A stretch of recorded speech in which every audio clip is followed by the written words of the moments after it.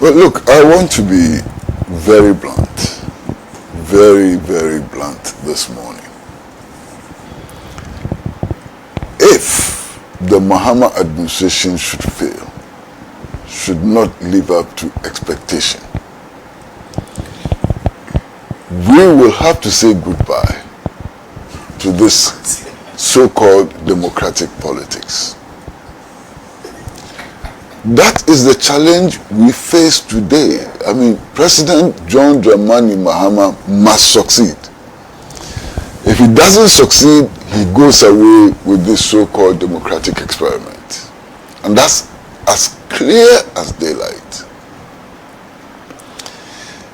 From 1992 up till now, we've been changing governments, we've been going to the polling station to cast our ballot, we stand in the sun, some stand in the rain, and so on. What benefits has this process brought to the people of Ghana? None whatsoever. Things have been going from bad to worse. And I believe that this is the time when the people of Ghana have said to themselves that we are giving it our last shot. The results of the elections indicate the people of Ghana have a lot of hope still in this experiment. They've invested so much authority in the incoming administration and they expect so much. If this administration should fail, it should be a failure for all of us, a failure of the attempt to nurture some democratic practice in Ghana. And I'm very clear on that. So, incoming President John Dramani Mahama dares not fail. And whatever it takes to make his administration successful must be made available to make his administration successful. Now, I must also make the point that elections by themselves do not change the destinies of people. Elections by themselves do not change societies and so on. It is the popular struggle of the people which results in changes in their lives and so on. So the mobilization of people, the articulation of alternative views and so on, those popular struggles led by organized labor against Galamsey and so on, needs not abate at this time. Well, it is those struggles which will bring to us what we aspire for. So popular struggles need to be intensified at this stage. Now, basically what are people looking for? What did President John Dramani Mahama promise, which got him so many votes, nearly 1.6 million more votes than his immediate contender got? What is it?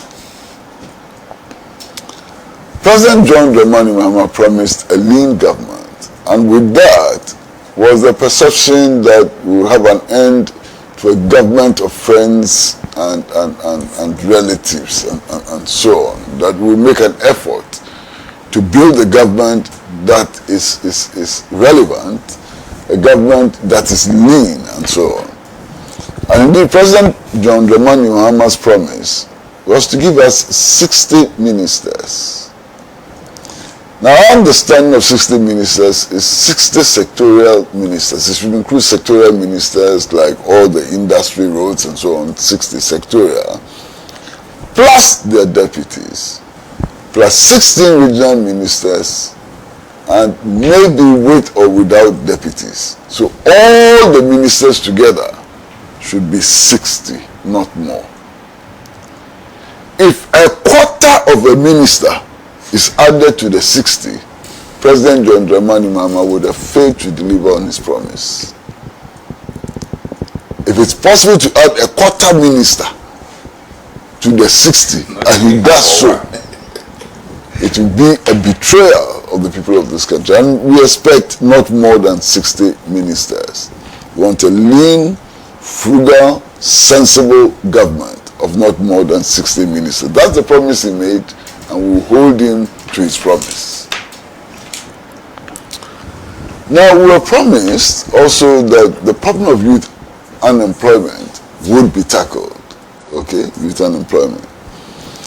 And in the electioneering, the slogan which emerged most popular was the 24-hour economy. Bless, as we sit here, I'm struggling to understand it. What does it really mean in real life, 24-hour economy? What does it really mean?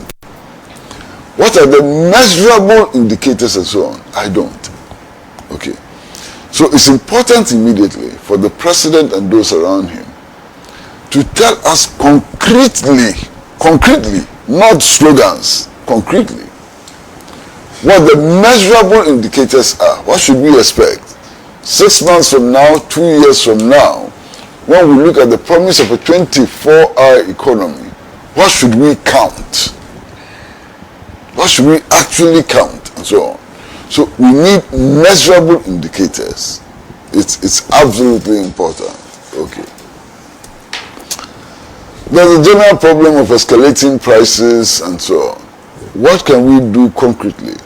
In order not necessarily to reduce prices, but to stabilize them.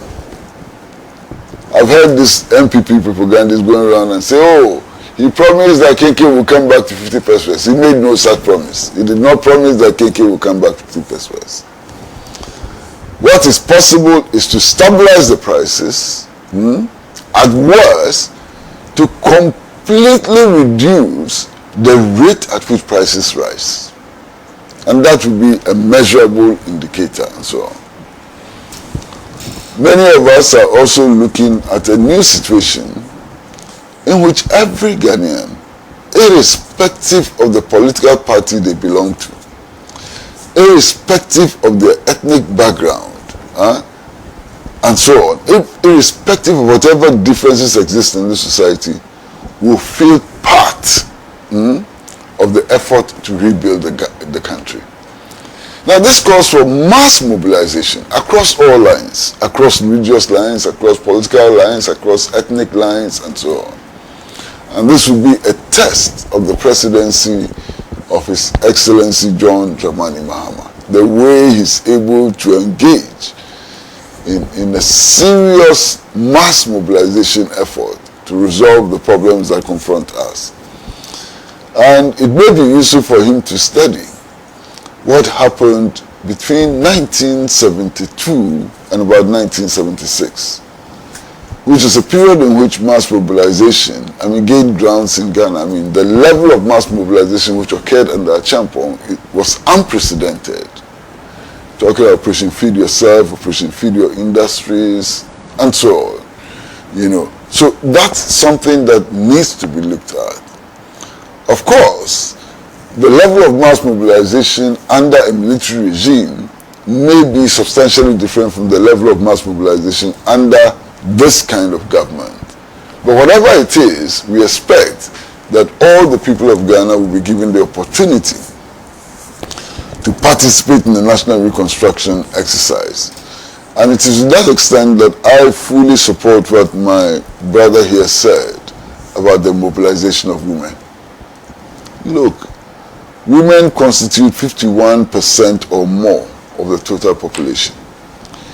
To ignore women in the nation-building effort is to lay to waste a substantial national resource. 51% of the population cannot be kept out of the process of production and distribution.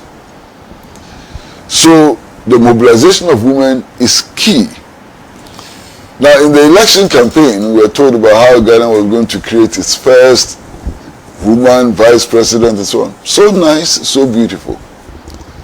But what we want is not just a face of a woman as vice president. We want to see that as the first step towards opening doors for all women. You understand? For all women, to improve the quality of work of women and so on. And one of the things which has been suggested very strongly, which I support, is to begin to look at the extension of maternity leave. It's so crucial for the participation of women in the national development effort, the extension of maternity leave. Beyond that is also the question of the creation of daycare centers for babies and children in workplaces. so that the woman can go to work assured that her children are being taken care of and so on.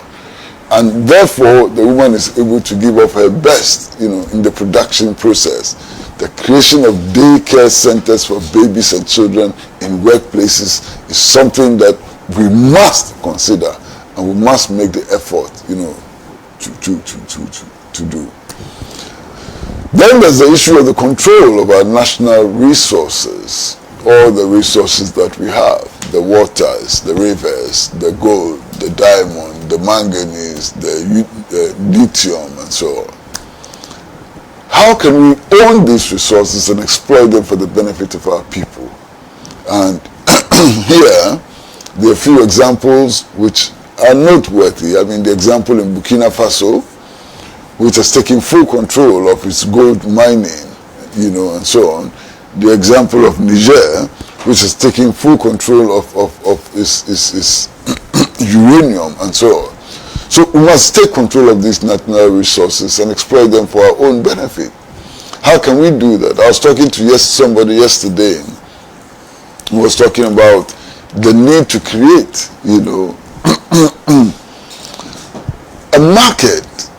I mean, look, we produce so much gold. We are the leading producer of gold in Africa and so on. And yet our gold is sold abroad. Why can't we have a gold market, as I think Botswana did with diamonds, with diamonds and so on? So these are the things that we need to think about. Unfortunately, this country still has a very large army of sycophants, opportunists, and praise singers. A very large army. Those are the dangers to the new society. And those are the dangers to the new president. I'm quite sure that since winning elections, his residence and office has been inundated by people who are giving him eye service in the hope that they become ministers, municipal chief executives, and so on. And those people want to become ministers, municipal chief executives, and so on, not because they have a plan for solving the problems of this country, but for their own, aggrandizement and so on. Those people must be ignored. Look, we voted for President Mahama. We voted for only one president. He's called Mahama. You understand? And the powers of the presidency are vested in him and him alone. He should be allowed to make his choices. All this silly pressure on him to appoint people and so on. The Constitution clearly spells out how people should be appointed. The balances we have to achieve and so on. I think we should allow President Mahama to do his work and stop all this, high jump and so on by all kinds of strange people. All of a sudden, all manner of chiefs are coming up and telling us that we predicted his victory. They predicted it where? How come that we didn't know? And they work for his victory. All manner of charlatans in cassock are coming up, with all kinds of demands and so on. Strange people from academia, are popping up with all kinds of prescriptions and so on. Listen, we know why we voted. President John Dramani Mahama knows why he contested to become president of Ghana and so on. Things can work. Let's leave the poor man. And really, he's a poor man. I mean, anybody who decides at this time to carry the burdens that we have on his shoulders must be extremely courageous, extremely naive, or I don't want to use the other words. You understand? So President Mahama is going to carry a very huge burden, and he needs the assistance of everybody, every Ghanaian, to be able to achieve what he's setting out to achieve. Of course, the assistance of all Ghanaians would not come, also just like that. It must be mobilized. He himself must give the indication that is ready to work with all Ghanaians, in order to achieve those ambitions and so on. I wish the incoming administration well. I wish President John Dramani Mahama well. I hope that they learn important lessons from the MPP and its huge failures. They must learn those important lessons and so on. And I wish them well. I wish that they would help all of us to build the Ghana we want. You understand? And this morning I was listening to radio, very early in the morning I was listening to radio, and people are talking about roads, they are talking about schools, they are talking about hospitals and so on. That's all well and good. But see, roads, hospitals, schools and so on must happen within a context. If they don't happen within a context, they are useless. You know why? When you are building a road, you must ask yourself fundamental questions. Who would use the road? Would the road be able to contribute to the development of some sectors or other sectors? You know, ultimately, what do you want to do with that road in relation to how to improve the standard of living of our people? If you are building a school, you ought to have standards for education.